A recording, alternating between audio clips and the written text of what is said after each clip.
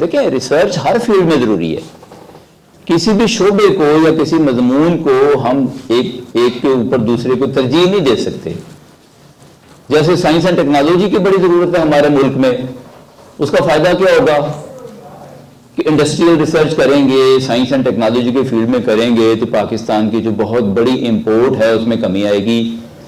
کچھ چیزیں ہم اچھی کوالٹی کے بنانے کے قابل ہو جائیں گے تو ہماری ایکسپورٹ بڑھے گی, تو ہماری اکانومی بہتر ہوگی. اچھا, اس کے ساتھ ساتھ جو ہے نا سوشل سائنسز اور ہیومینٹیز کو بھی ویلیو دینے کی ضرورت ہے. اگر کوئی معاشرہ صرف سائنس اور ٹیکنالوجی میں ترقی کر جائے اور سوشل سائنسز اور ہیومینٹیز کو اگنور کر دے تو وہاں بھی مسائل پیدا ہوتے ہیں.